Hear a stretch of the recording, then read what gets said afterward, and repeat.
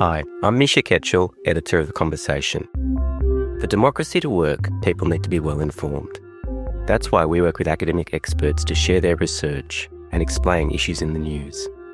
Everything we do is free to republish, but we need your support. Please donate to The Conversation by going to donate.theconversation.com or following the link in the show notes.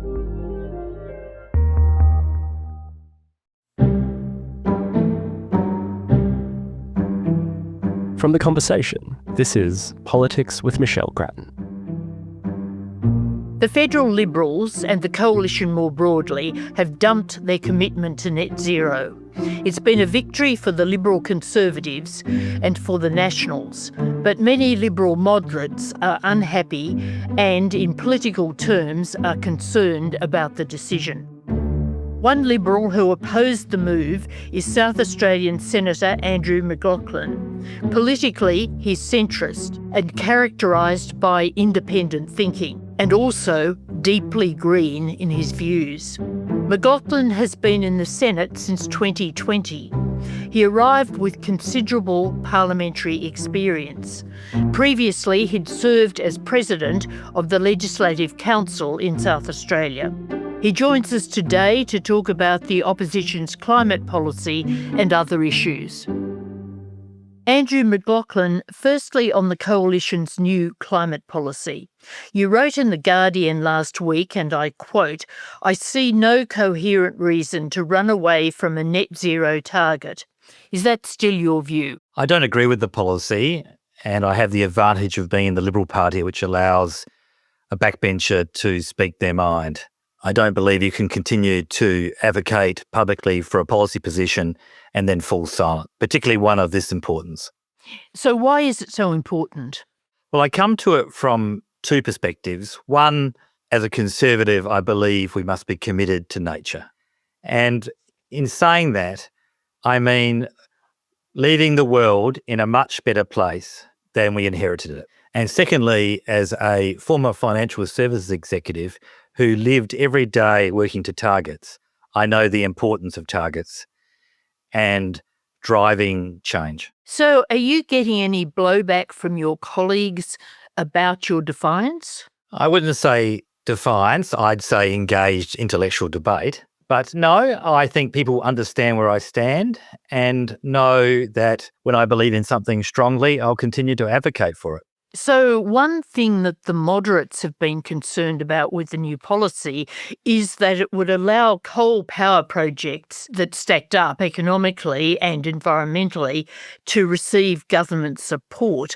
Does that part of it also concern you? Not only concerns me, I don't agree with it. I think that we have to have a strong economy so that we can fund the transition. I don't believe that coal should be in the medium to long term a part of the equation. And I think that we need to stay on the road to a renewables future. Now, I'm not naive. We are in transition and it will be in fits and starts. And I think that gas is a transition fuel. But our ambition for our country should be to retreat from fossil fuels as soon as we can without leaving anyone in poverty. What about the export of fossil fuels? I think that we should be exporting fossil fuels to those countries that need them as part of their transition. We can't abandon our neighbours, but we should look very carefully at what our neighbours are doing and those that we export to, that they are not contributing to global warming unnecessarily. Now, that's a difficult tightrope to walk, but I think in time, if all nations cooperate, then the demand for the fossil fuels will naturally decline. Do you think that the coalition can actually sell this new policy to the electorate? At this point in time, I'm dubious. Modern Australia wants a strong commitment to not only restoring nature, but protecting it. And that includes reducing emissions. This policy seems to be one, and forgive me, it is relatively new, and I'm still unpacking the consequences if it was ever implemented. But it seems to me it's a policy that is carefree with emissions, and I don't agree with that. I think we need to have a strong plan, which is why I want to target to reduce emissions. Now, you're from Adelaide, and of course, we're about to get a decision on whether Australia is going to get next year's climate conference, UN Climate Conference, which would be in Adelaide. Your party's opposing that. What's your view? Do you hope we get it or not? I do hope we get it. I'm a South Australian. It would be bringing South Australian to the attention of the world. We are, from a state political perspective, very bipartisan on net zero and achieving net zero.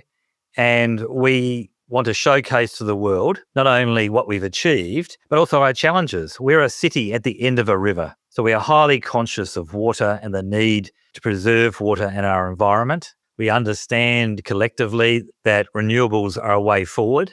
And we've had an algal bloom, which is of significance to the nation, and how we're coping with a disaster in our seas and the need now to restore many of our seagrasses and the natural oyster beds.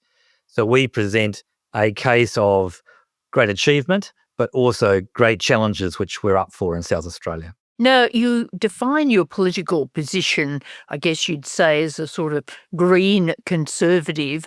Can you just explain a bit for our listeners where you stand, how you've come to that position, which is perhaps somewhat unusual? Maybe unusual for Australia, but not the United Kingdom, some parts of the body politic in Canada and the United States. I have a deep, abiding love and wonderment for nature. I have a incredible commitment to leave the world in a better place than when I found it, and that they are core conservative principles. And from that, I try to devise policy or policy responses in the conservative tradition. I think where the conservative tradition in Australia has come unstuck is that there is a too greater emphasis on economic liberalism, and it's not balanced with the natural world and its demands. I would like to see nature at the centre of all decision-making. And I don't think that's radical. I actually think that's core conservatism. And I question the foundation of our current policy suite that's just been announced. I don't think that's founded on conservative traditional thinking or conservative principles. So we've talked recently a lot about the factions in the Liberal Party which have hardened in recent times between the Conservatives and the moderate blocs. Where do you sit in the Liberal Party at present? I probably float a bit in the middle. I've never been that enamoured with hardcore factional politics. I like to form my own view. There are times I've been called in my career a social conservative. There are other times I've been called a radical. I take it on the chin. I think as a South Australian senator, I owe it to those that elected me that I'll come with my own life experience and my conservative disposition to form the best policy response. Quite a few of your colleagues would say that the rise we're seeing in the One Nation vote, and in a Financial Review poll this week, it was up to 18%, which is very high. The coalition vote was only 24%. They say this rise is proof that the coalition and the Liberals in particular have to move to the right to try and curb this rise of One Nation. What's your view on that? I disagree with the proposition. Polls come and go, and I don't see how you can aspire to be a party of government and pander to a party to your right. You have to take your conservative or liberal progressive traditions, in the Menzies tradition, to the centre, because that's where the most of the voters are. And to say that you've got to mimic a party on your right is, I think, politically insane. One of the problems the Liberals have at the moment is that their support among women is low, and the Liberal Party is seen as a party that just does not have enough women in its federal parliamentary ranks, and the debate is about quotas. Where do you stand on that issue? On the quotas issue, I have come a long way. I've always had the bias towards the Liberal tradition that people come in on merit and that we should encourage as many women as possible with merit. And to be fair, we've done that from my state. But to be fair to us, we haven't had good election results, and many of those have not been successful, even when they've had seats. I think we get criticised unfairly in many ways. But to come back to your question on quotas, I'm coming slowly and inextricably to the conclusion that we may need them on a short-term basis, however long is needed, to change our disposition. So I'm on my own journey there, and I'm coming to a place where I may see them favourably. In fact, I'm very close. Now, next week we see the last parliamentary week of the year, and the big piece of legislation that is in contention that week will be the Environmental Protection and Biodiversity Conservation legislation.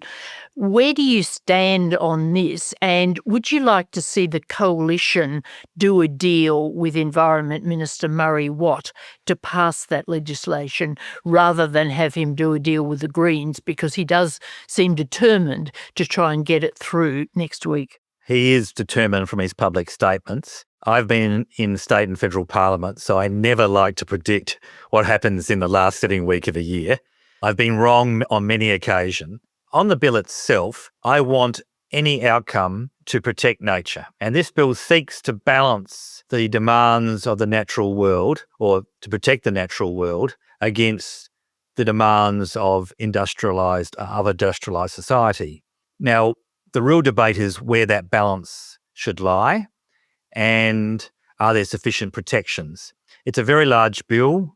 I'm still working through it. I will form my own view on it. I think it's very important that those proposing mines and other developments have quick and decisive decision-making, but not at the expense of the natural world unnecessarily. And I am grappling with where the balance should lie. I would prefer the bill to come from a nature-first philosophical place, but it does seek to replace the existing binary nature of the decision-making. So whilst I'm aspirational for an evolution of a subsequent bill into the future with a different founding principles, I have to be a realist and examine this bill. And I have yet to see any movement from the government around ministerial discretion. And that seems to be a sticking point from those environmental advocates. And there seems to be an entrenched position from my own party. So we'll just have to see. Now, looking back on your state career, at one point you crossed the floor to oppose the state's bikies bill, citing parliamentary overreach. You've also supported legal protections for whistleblowers who give information to journalists. Do you want to see the coalition continue to oppose the Albanese government's FOI changes, because these have been widely criticised as promoting secrecy, and so far the coalition has been against them, but it could always soften its position? I'd like us to hold the line on the FOI proposals. The government makes the case that it's resource heavy to answer all the FOIs. So if you're going to change the system, then you probably have to look at it from a perspective of you've got to ensure transparency, but at the same time, you have to design a system which can be easily responded to. And you would know as well as I that the first rule of government is not to release information. I think the burden is on the government to revisit its own processes. We both know that there are documents released during estimates that have been resisted during the FOI process, and documents that have been resisted under the FOI process, which eventually are released. So perhaps the government should reflect on its internal processes before seeking to reform the existing laws, which I think are friendless at the moment. One current issue in Australia is how to deal with the rising number of Nazi demonstrations and Nazi ambitions, if I can put it that way. We've been seeing these demonstrations. We're now seeing the Nazis saying they want to register as a party and try and get someone in an upper house. The federal government is currently, as we speak, deporting one of those who attended a recent demonstration in Sydney. How do we deal with this issue if they do seek to form a political party? Where does dealing with a potential threat run up against maintaining people's rights to form parties? Menzies had a go at it in the well-documented attempts to ban the Communist Party. I don't equate them in this instance. It's a horrible development in Australia, and it saddens me deeply. I think collectively all sides of politics have to condemn these initiatives. Now, under the Constitution, they can register a political party, but they are still restricted by anti-vilification laws, both state and federal. If they stray into terrorist rhetoric or rhetoric that's totally unacceptable, there are other mechanisms. So I don't think prima facie you can stop the founding of a political party, which I suspect they're trying to do to give them some structure. But that political party can be opposed vigorously by each and every parliamentarian. It can be subject to great scrutiny, and if their rhetoric strays where it breaches the law, prosecuted to the fullest extent of the law. And if it further strays into behaviours which are criminal, and I mean they're advocating violence, again, they can be prosecuted. I want to come back to the Liberal Party. Susan Lee and her leadership, potential leadership contenders now want to slash Australia's immigration levels. Where do you stand on this debate, which is going to be the next big thing for your party? Well, I approach migration from a positive perspective. It's underpinned our economy and our prosperity. And coming from a very multicultural community in South Australia, it's fantastic to have migrants enrich our community. So I don't come from it from a negative perspective. I come from it, I suppose, setting the levels from a purely economic perspective. We don't want to invite people to our country and have them live in poverty. We want them to be able to come here and live meaningful and happy lives. So as far as the setting of numbers, I don't ever have one in mind. For me, it's what's healthy, and I think we should follow the approach as both governments have done in the past. Now, it's been about half a year since the election. What have you taken away from what was a devastating result, and what do you think the party needs to do now to rebuild? Well, we have to listen to the electorate. That's the first lesson, and I know that sounds a little trite.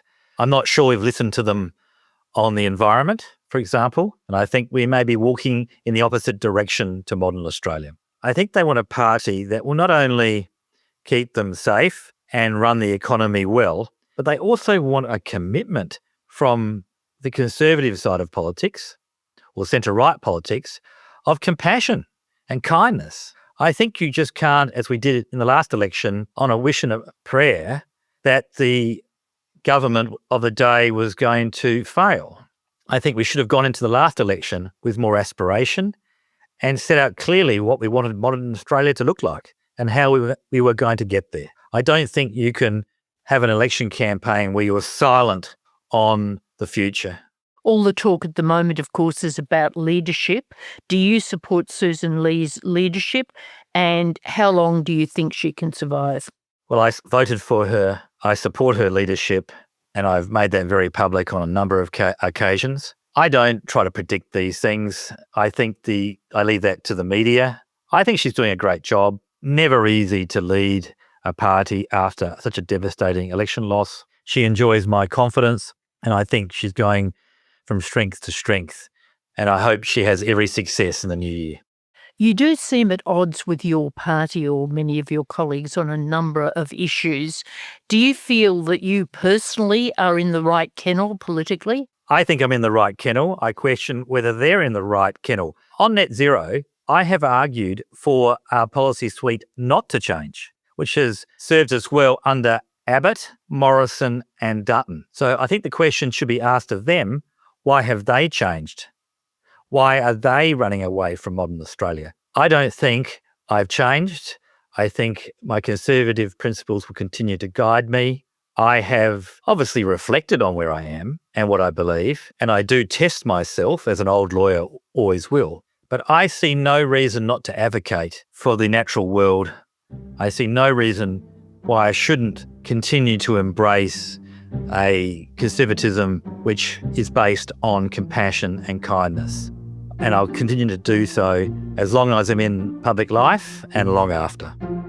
Andrew McLachlan, and you might be in the right kennel, but you're obviously not on a tight leash. Thank you so much for talking with us today. That's all for today's Politics podcast. Thank you to my producer, Ben Roper. We'll be back with another interview soon, but goodbye for now. Production by Ben Roper. Theme music by Lee Rosevere. The Conversation is a not-for-profit media organisation. Sign up to our daily newsletter for evidence-based news and analysis, including articles from Michelle Grattan, or listen to more of our shows wherever you get your podcasts.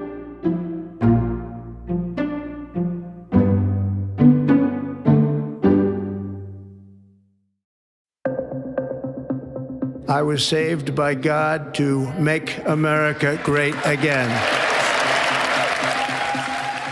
An autocrat loves a crisis. A crisis is the way that they mobilize their base.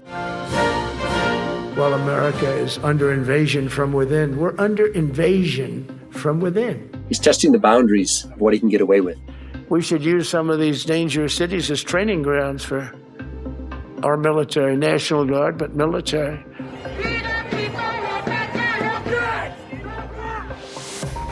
We've asked 6 of the world's preeminent scholars how we can measure the make of an autocrat. It's a recipe of sorts, tried and tested by the most infamous leaders in history. Hugo Chavez in Venezuela. Vladimir Putin in Russia. Joseph Stalin and Adolf Hitler. Viktor Orban in Hungary. He's basically bulletproof in terms of criminal prosecution. Join us from December 29 as we explore Trump, the making of an autocrat, from The Conversation.